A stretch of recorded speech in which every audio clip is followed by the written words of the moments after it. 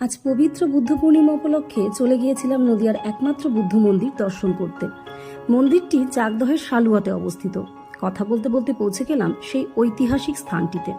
বৌদ্ধদের কাছে দিনটি খুবই পবিত্র, কারণ এই তিথিতে ভগবান বুদ্ধ জন্মগ্রহণ করেছিলেন, সিদ্ধিলাভ করেছিলেন এবং মহাপরিনির্বাণ লাভ করেছিলেন। মাত্র 29 বছর বয়সে তিনি সংসার ত্যাগ করেছিলেন এবং দীর্ঘ 49 দিন ধ্যান করার পর তিনি বোধি লাভের করে বুদ্ধ নামে পরিচিত হন। পৃথিবীর জীবকুলের দুঃখ, কষ্ট, গ্লানি থেকে মুক্তির পথ তিনি দেখিয়েছেন।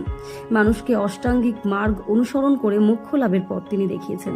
তাই এই পবিত্র দিনে প্রচুর মানুষের ভিড় হয় এই মন্দির প্রাঙ্গণে। এখানে একটা ছোটখাটো লাইব্রেরিও আছে, যেখানে ত্রিপিটক রাখা আছে।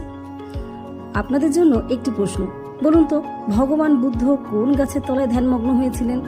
আমাদের তো খুব ভালো লাগলো এই জায়গাটি। আপনারা কবে আসছেন? আজ পবিত্র বুদ্ধ পূর্ণিমা উপলক্ষে চলে গিয়েছিলাম